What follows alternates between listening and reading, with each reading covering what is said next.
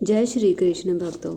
31 दिसंबर को आने वाली है साल की अत्यंत चमत्कारी, दुर्लभ और दिव्य पुत्रदा एकादशी। यह एकादशी केवल एक व्रत नहीं है, बल्कि संतान सुख, पुत्र की दीर्घायु, धन समृद्धि और आने वाली पीढ़ियों के भाग्य को संवारने वाली पावन तिथि मानी गई है।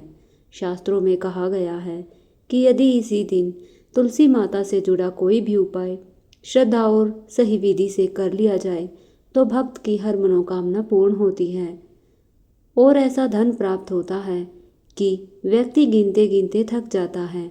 इसलिए भक्तों, यदि आप चाहते हैं कि आपका आने वाला वर्ष 2026 धन, सुख और सौभाग्य से भरा हो, तो इस जानकारी को अंत तक ध्यानपूर्वक सुने। पुत्रदा एकादशी को माता तुलसी स्वयं व्रत रखती है और भगवान श्री हरि विष्णु इस दिन भक्तों की सच्ची पुकार अवश्य सुनते हैं। तुलसी को केवल एक पौधा नहीं, बल्कि देवी का स्वरूप माना गया है। विष्णु पुराण के अनुसार तुलसी में स्वयं माता लक्ष्मी का वास होता है और जिस घर में तुलसी का पौधा हरा भरा रहता है, उस घर में सुख, शांति और समृद्धि स्थायी रूप से बनी रहती है। भगवान विष्णु तुलसी पत्र के बिना किसी भी भोग को स्वीकार नहीं करते। इसलिए पुत्रदा एकादशी की पूजा में तुलसी का विशेष महत्व बताया गया है। 31 दिसंबर पुत्रदा एकादशी के दिन प्रातः स्नान कर शुद्ध जल तांबे के पात्र में लेकर तुलसी माता को अर्पित करना चाहिए। इसके साथ ओम नमो भगवते वासुदेवाय मंत्र का जाप करना चाहिए। इस दिन तुलसी माता को चुनरी चढ़ाना आवश्यक है, क्योंकि शास्त्रों में कहा गया है कि बिना चुनरी के तुलसी अधूरी मानी जाती है। हरे, पीले या नीले रंग की नई चुनरी तुलसी पर चढ़ानी चाहिए। लाल रंग की चुनरी कभी नहीं चढ़ानी चाहिए, क्योंकि यह तुलसी से संबंधित ग्रहों के प्रतिकूल मानी जाती है। फटी या पुरानी चुनरी चढ़ाना भी अशुभ होता है। इसे तुलसी माता रुष्ट हो जाती है। धन प्राप्ति और स्थायी समृद्धि के लिए पुत्रदा एकादशी के दिन एक विशेष उपाय बताया गया है। इस दिन माता लक्ष्मी या माता वैष्णो देवी का चित्र अथवा प्रतीक वाला सिक्का लेकर तुलसी के पौधे के नीचे अपनी मनोकामना बोलते हुए दबा देना चाहिए। अगले दिन उस सिक्के को निकालकर स्वच्छ जल से धोकर लाल कपड़े में बांधकर तिजोरी या पूजा स्थान में रख देना चाहिए। ऐसा करने से धन का आगमन होता है, खर्च रुकता है और आय में निरंतर वृद्धि होती है। जो लोग व्यापार करते हैं वे इस सिक्के को अपने गले में भी रख सकते हैं। इससे व्यापार में उन्नति और ग्राहकों की वृद्धि होती है। तुलसी के पौधे के पास कुछ सावधानियों का पालन करना अत्यंत आवश्यक है। तुलसी के पास जूते, चप्पल, झाड़ू, गंदा पानी, बुझा हुआ दीपक और कोई भी अपवित्र वस्तु नहीं रखनी चाहिए। तुलसी के पास थूकना, अपशब्द बोलना या गंदगी फैलाना घोर अशुभ माना गया है। रविवार के दिन तुलसी के पत्ते नहीं तोड़ने चाहिए और उस दिन जल भी नहीं चढ़ाना चाहिए।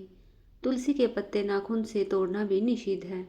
यदि पत्ते सूखकर नीचे गिर जाए तो उन्हें कचरे में न फेंक कर तुलसी की ही मिट्टी में दबा दे।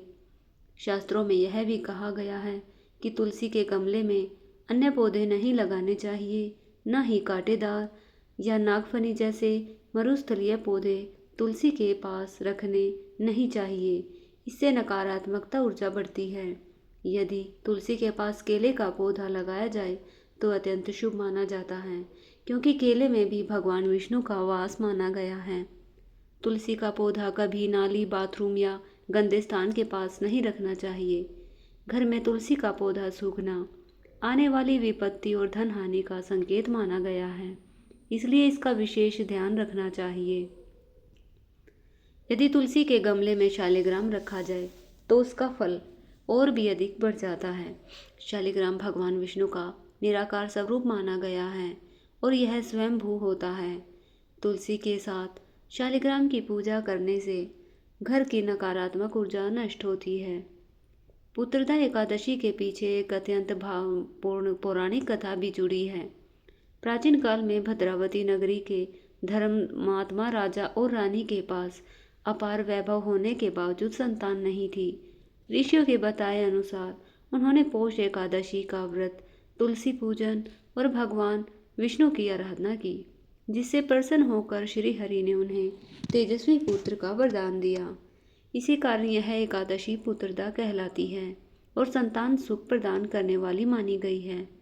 इसलिए भक्तों, यदि आप सच्चे मन और पूर्ण श्रद्धा से पुत्रदा एकादशी के दिन तुलसी माता की सेवा और पूजा करते हैं, तो माता लक्ष्मी और भगवान विष्णु की कृपा से आपका जीवन सुख शांति, संतान सुख और धन समृद्धि से भर जाएगा। यह उपाय तभी फल देता है जब इसे पूर्ण विश्वास और श्रद्धा के साथ किया जाए। जय श्री हरि विष्णु, जय तुलसी माता।